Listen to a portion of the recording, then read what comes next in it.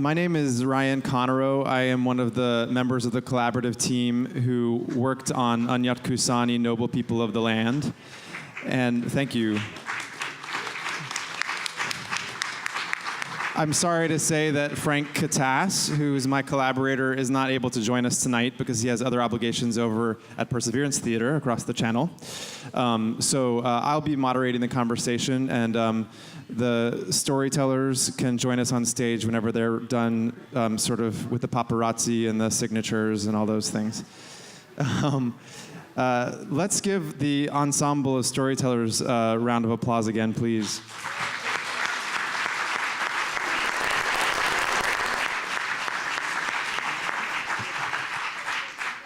I'll provide, I guess I'll sit in this chair that I brought on stage.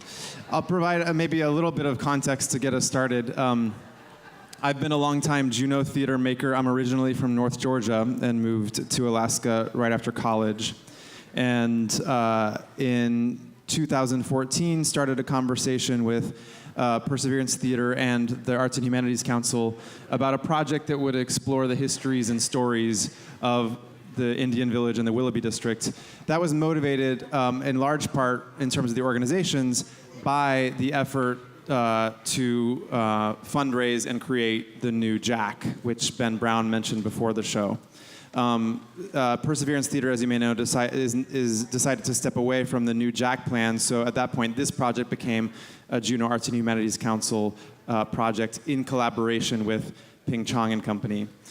Fall 2014, I relocated to New York to become the artist in residence at Ping Chong and Company. In large part because of these projects that the company does, I was interested in learning from Ping and working with him. And so at the beginning of that, I said, hey, let's make this a Ping Chong and Company project, bring the company's work to Juneau. Then shortly after that, we asked Frank Katasse to join us as a collaborator. He and I have been collaborators in past projects as well. He came to Ping Chong and Company's Summer Training Institute in 2015 to get to know the company better, get to know the approach to making this work. And then this past fall, the work of research and interviews began in earnest between Frank, Ping, and me. And then Frank and I led the co-writing and the direction of the piece. You know, we use theater terms for these roles, but I really feel like it's more appropriate to say that Frank and I were the facilitators of the project. That, you know, and I like the definition of facilitation, which is, or the translation of that, the root word is to make easy. And the idea to me is that we're really here to make it easy as much as possible to amplify and lift up these stories.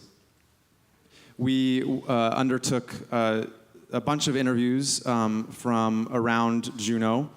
Several other interviewees who were part of that stage of the process were here tonight, and some of them are still here in the room. So let's also give those folks a round of applause, please. Thank you. And through the process of interviewing, in part with just the logistical question of are you interested and available in engaging in this deeply collaborative long-term process of creating a show together, and also learning that we have this root core interest that really does represent a very specific focus on the village, as we hoped. These 5 ensemble members sort of emerged as the people who would be representing this part of the project. One other thing I'll mention is that Sarah Campen, a Southeast Alaska artist, led the creation of a website that Ben mentioned, aanyatxu.org. It's written in your program as well. And there you can see and hear more of these folk stories as well as the others who we interviewed, so please check that out. We started rehearsals at the beginning of March, and here we are today. So I'll start us off with a question, and then we'll take more questions from the group. I was thinking at the beginning of tonight's performance about what it might be like, and I can't imagine what it would be like to get a phone call or an email from some guy who's like, hey, do you want to do an interview and maybe be in a show? So I thought maybe we could start there. And Lillian, I wanted to ask you, because you were, each person in this group obviously has engaged very deeply in this and in sort of varied ways. But Lillian, one thing that I think often about is how in my memory, from the very beginning, in 2014 actually, in the very early stages of this conversation, Lillian was someone I reached out to and then dove in and immediately started connecting me with more people and was very helpful also facilitating the process. So I guess I wonder what made you want to do that, and how was that from your perspective? Thank you for the question, Ryan. Growing up in the Juneau Indian Village, I've always known in my heart that it was a real special place to grow up. Ryan and Frank said a common thread that ran through many of the people who he interviewed was that they had happy childhoods. And for me, the village was a place of wonderful support by the adults in the village and by my friends.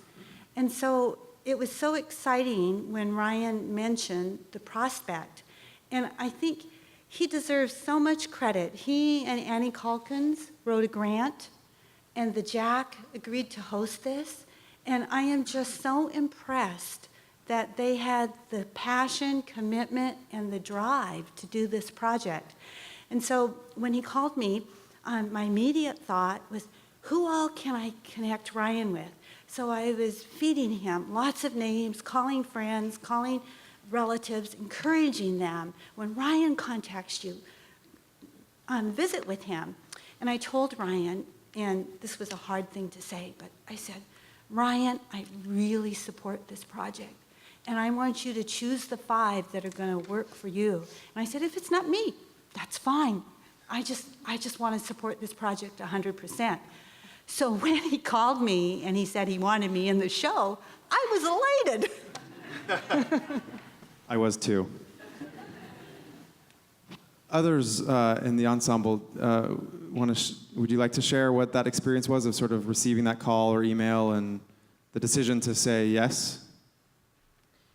I received a call from Frank Katasse and asking me if I had an interest in such a project.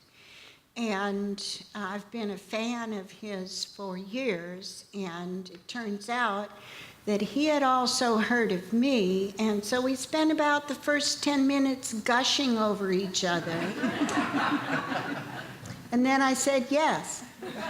But I didn't realize how much rehearsal it takes. I thought, we're going to read. How hard is that going to be?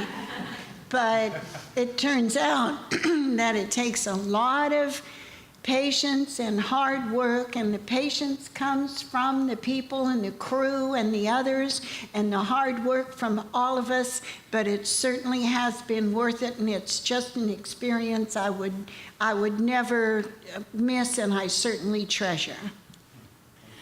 I think we all have convoluted stories about how we got here. My older sister Janet was asked to take part in this, and she kind of didn't want to do it, and she let it slip to me. And she said, Kathy Ruddy asked me about this. And I said, oh, wow, good idea.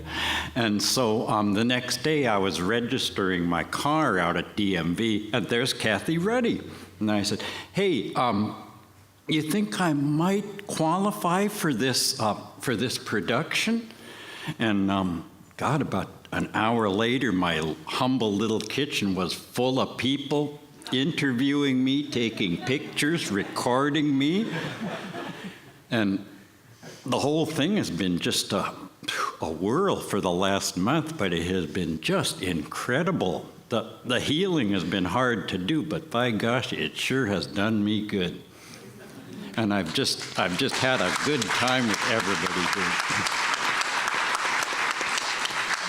And I've known these people all my lives. You know, I walk by and say hello, what's happening? But I didn't know their stories, their background. Okay, I'm talking. Don't give a tlingit a mic. Too late. Yeah. Marcelo, do you have anything you want to add? Oh, it's, you know what, I was walking and just minding my own business across from the Heritage Center over there, and going to Heritage Coffee to drink some coffee. And here comes a car coming down, burp, burp, burp, and this lit the window. Hey, Paul. And there was Frank. He said, yeah. We're doing something about Juneau history, and we need to interview you and see what you got to think about it. I says, really? He said, yeah. You want to try it out? I said, okay, I'll come down. And so I came down. He said, we're just going to talk for a while. And by the time things were done, it was 3 hours later. And the craziest thing about it, Lillian, is I don't remember them asking me any questions. They just let me tell my story. And that's just the way our Tlingit ways are, is like if you just sit there and listen, you will hear what you want to hear. And as the time went on, I think it was towards the end, the next meeting, because they were asking me, if you don't want to say this to be said, you can say yes or no. So I started thinking about that, and I says, hey, is there anything that I've been talking about or saying, can that be used against me in the court of law? They said, no. I said, okay. And then they said, you want to be in this production? It's only be about, it might be 1 day or something like that, you know. I said, oh, sure. Yeah, I could check it out. But I never really made a commitment, I don't think. And then here's Ryan calling me from New York City, talking again. Oh, I just want to talk and run this by you just for a while, a few questions here and there. An hour and a half later, well, I should have known better when Frank, a Tlingit, how tricky he could be. And then the smooth talker, Ryan. Whoa, boy, that was trapped. But yes, just like Ernestine, I didn't know it would take that long and so many hours. But they made it very comfortable, and they were very courteous and very nice to us, which made the time go very smoothly and very quickly. And it started in January, February, last part of February. And here it is getting to be the last part of March. So yes, it was a very hard job, but it was an enjoyable job. We don't call this work. Thank you for including me in this production. I think that for myself, I'm not sure where they got my name, but they called me up, Frank did, and he says, we got a name from somebody that you've lived here all your life, and that we should talk to you about what happened in Juneau in the early days. And they didn't tell me I was going to be the oldest one here. But I went down to the interview, and we went through like they said, it took several hours. And I kept thinking as I was telling them about my life, I says, the only thing I'm going to leave out is my Navy career. You don't really want to know about that. I was a pretty good sailor. I wasn't. Or I was a typical sailor. How's that? Anyway. But we went through the life, and then they called me back up and said, we'd like to interview again. Yeah, and so I did. And then I got a call from Frank and Ryan. They said, we'd like you to be in the show.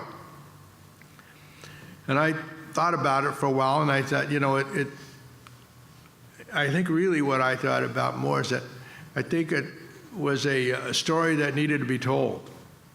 You know, when people are talking, you know, I was born and raised in Juneau, and I went, you know, through my family went through urban renewal, and actually right after that into model cities, which built an awful lot of these things around here. So it was, you know, it was pretty well, you know, remembering all the different steps that went through.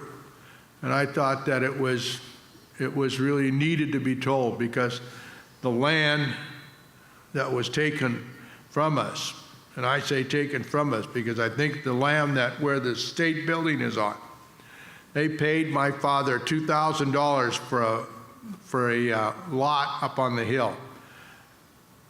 There was not much of a house for sure, but you could see the water and you could see the town from it. It was worth a heck of a lot more than what they gave him, and then expected him to leave there and go out someplace else and buy a piece of land and a home.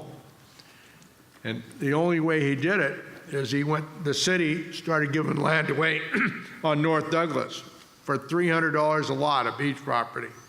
So he got a piece of property out at North Douglas and built that home himself. Thick built, just like some of the rest of the people. When he could afford the lumber, he bought it and he went out and put it together. Well, I was in the Navy at the time when they started this. So when I came home, he had the house built. It still was not completed, but it was there. You know, it was livable. So I thought that story really needed to be told, because the displacement of the Native people during that time, you know, it hurt a lot of families, you know, economically. And plus the fact is that it spread us out of things that hadn't happened before. You know, when you can, in this town, if you came down from 10th Street all the way down here to the corner where the subport went in, that was, you can almost say it was 100% Native property. That's where we all lived, and that's where we watched out for each other on that area. And I think that's what this story is about, and I think it was really high time that it was told. And I'm glad that we did. And I was happy to hear all the differences that these people have stated, because a lot of these stories they kept within their family. I know we did. And today, you can hear it, and it's like an echo, you know, me too. So I was really happy that I did it. Thank you. Thank you, Marcelo. Are there questions from the audience tonight? Anyone have any questions about the process or the stories in the show? One of the things that I appreciated about the performance was each of you spoke about as the voice of each other's stories. Does that make sense? And I'm curious about, I guess my question is, what was that like for you to hear other people's voices speak as you?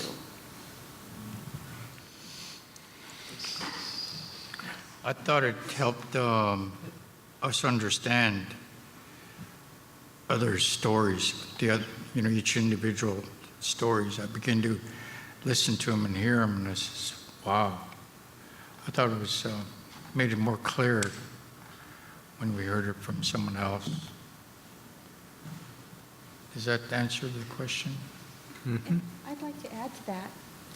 I felt that there was some strength to that we were supporting each other. I also felt a burden because I wanted to make sure I was carrying maybe the aura of the statement that was being shared. Was I expressing it properly? And so oftentimes we would visit with one another and say, am I interpreting this correctly? And that was really a helpful process. And then I think too, when you're sharing your stories in your own community and your friends and your family and your coworkers are going to be there, there's some real sensitivity because you want the process to be an honorable one and you want to do it with integrity. And one of the early lines in the beginning of the story, and it's something our ancestors taught us, is that we begin with an apology. And so I want to reiterate that again, that if there's anything that I have said tonight in my story that has caused any hurt, it was not intended. Thank you for the question. So Lillian, you mentioned quite a bit, and of course I've read Blonde Indian and that. You mentioned also about how growing up in the village, and now Marcelo talks about it too, that there was this strength of the community there. And so that came through, the strength of the community and how that carried you through over the years and stuff. And Marcelo, you just mentioned that, of course, it broke up the Native community in some way, you know, and dispersed it. So how do you see, when did you feel like that started to come back together, and how do you see that going forward at the end, as you talked about what Juneau should be like? How about in terms of how you see that community developing and supporting the families and young people in the community now? Yeah, I think, John, I think when that started to happen, and I came back home out of the Navy, things were spreading. This when we started a mestizo group, and that was families that were mixed blood from 10th Street all the way down actually throughout the whole community, but most of it was down through the Willoughby Avenue area. And the families came together, we had parties. But that was not strictly for just the mestizos. It was open to all our friends.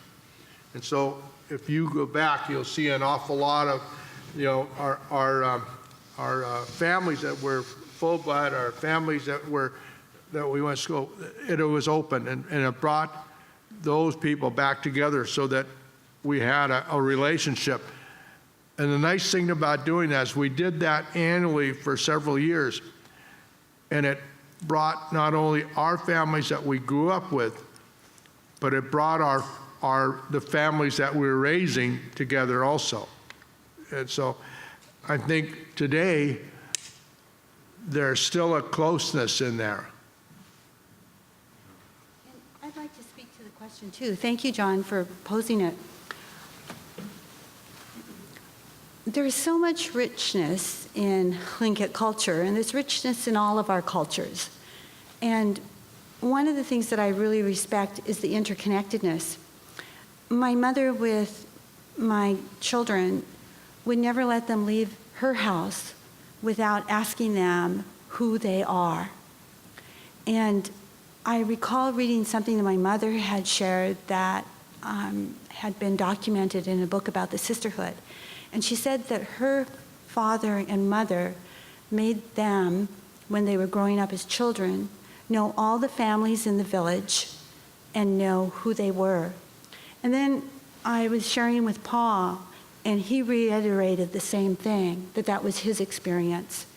And so there was a real poignant moment in our family with my siblings and my cousin. We were wanting to give Ryan names of younger people from the village because he was interviewing all of us baby boomers. And we were really scratching our heads. And there was just a real sense of profound sadness because when we had grown up as children, there were easily 80 children in the village. And we had such a sense of community. And we realized, you know, with great pain that we were probably one of the last generations of a huge number of children to grow up in the village. And that was a real sad awareness. Ryan had a story circle, and one of my nephews came, William, and while he didn't live in the village as a child, he spent weekends there with his grandmother. And he came to the story circle, and he spoke with strength about what the village and what his family and what it means to him. And it was just real healing for me to hear that, because I still believe there's a strong sense of identity. Sadly, it tends to get most expressed when someone has passed. In the month of January, one of the Grant brothers passed. And the Salvation Army was full of people who grew up in the village. And we were reminiscing and sharing stories about, you know, our relationship with the man who had passed. So I think it puts an extra burden on us to keep those ties strong because we need each other. And so I love the fact that we're celebrating community tonight. Are there other questions that are coming up for folks in the audience? I see one and then two. Thank you very much. I really enjoyed this. So I grew up in Juneau, right up there on 10th Street. Catsicks were up the street from me, and the Gambles were a little not too far away. And as I listened to the performance, the word that came to my mind, most of all, there were many things that you touched and covered, but the thing most was healing. As Walter said, that's what came across to me. And, you know, growing up as a white boy in that time, in this place, you know, I was very isolated from the experiences that you guys have. And I've thought many, many times since then that I really missed something there because there was a very rich culture that was all around me, or that was around me, and I was not plugged into it at all. So this tonight was healing for me too, and I thank you very much. Sheesh. Sheesh. Lillian, you mentioned going to Capitol School, and I understand, I saw at the state archives that there was photos of a Alaskan Native school in that area, kind of where Fireweed Place was, and I was wondering if anybody remembered that school, or if what was the transition there like between having that school close and blending. You know, there was a lot of bullying and issues that you faced with that, and yet it was progress, I suppose. I didn't go to that school, but I do remember it. It's when I reference in the play, there's so much there, but there was a point where I talk about Zach Gordon Teen Club. That school later became the Zach Gordon Teen Club, and it was the window that I was pulling myself up to see the older kids jitterbugging. That was the building. So I always had a sense of awe about that building. I don't know, it would be best to ask if there are other members who, amongst the performers who went to that school, or if there's anyone in the audience who went to that school. Earlier today, there was a woman who spoke up, and she had gone to that particular school, and she shared a story with me. But did any of you go to that school in the village? No, it was, there was even a BIA school over in Douglas, just yes. when you go up the big hill. Yep. No, I went to Harborview their first year, I think. I might That was forever ago. I went to fifth grade in where the Auk Tribe building is now, and that's the one that later turned into the teenage club for a while there. But I went to fifth grade there. I was an Indian then.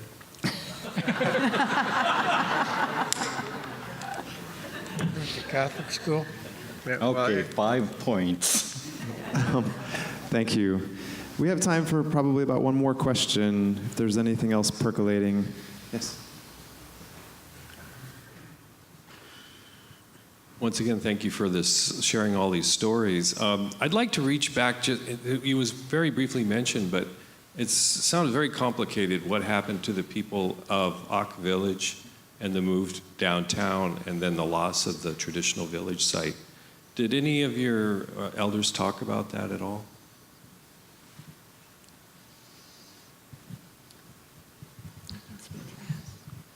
Okay. Yeah. I'm a descendant of Kauai, and I'm also a descendant of Anatahash, but Anatahash was Takuquan, but Kauai was Akquan. And one of the delights that I really appreciate about the Forest Service is that they have interpreters, they have archaeologists who work for them, and they did a lot of interviewing. And KJ Metcalf interviewed my grandfather, Willie Peters, and it was on the old reel-to-reels. And there's, in the Chatham area files, there's a document called The First People of the Place That Has Everything. And in it, my grandfather is referenced, and stories from my Aunt Alice are referenced. And so I'm really hopeful. I've read this unpublished paper, but now I want to go to the primary sources and get the reel-to-reel. And he talks about the encounter with Harris and Juneau, and it's different. And we know that about history. It's really important to consult multiple sources. When we consult multiple sources, we get closer to what reality was. And so I'm working with Myra Gilliam to see if I can find that reel-to-reel. And there is a paper manuscript. I would just like to thank my son Elijah and my son Paul that were the singers.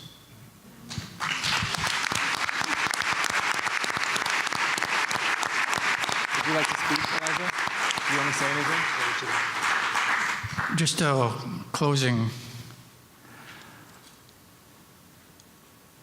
Through all this hardship that we've heard and some of the stories, and I would have never known that they went through this hardship. And that's really a strength that our people show, is that when these hardships came to us, we never boo-hooed or cried about it. We just moved on. And I'm reminded of our elders up in Haines when Fort Chilkoot was there. They killed off a lot of our women, and they murdered them, they raped them, they kidnapped them, and that's the reason why there's no Tlaquaharis up there anymore. And the elders never told us about that. They just held their peace, and they just taught us and trained us as if everything was okay. And that's the way I look at each and one of the presenters here today. I admire them, and I'm very proud to sit among you. That's what I'd like to say, and thank you, Ryan, for your confidence in me and us. Thank you.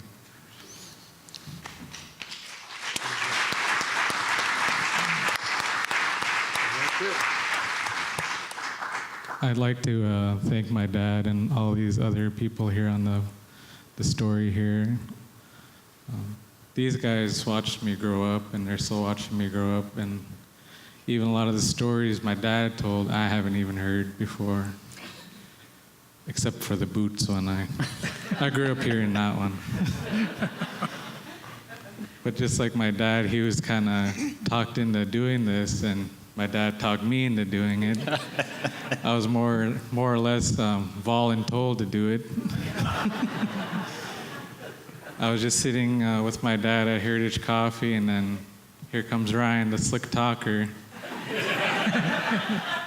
My dad first asked me about the song sheet for Cha De Natika. I said, yeah, I got it.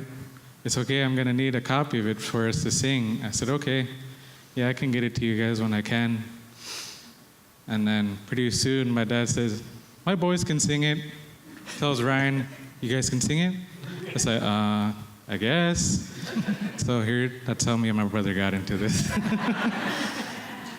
So I just want to say,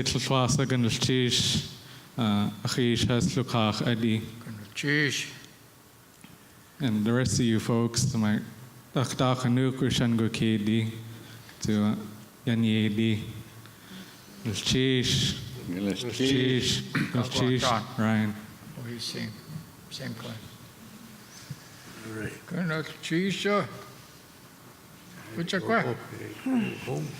Thanks again. Good night.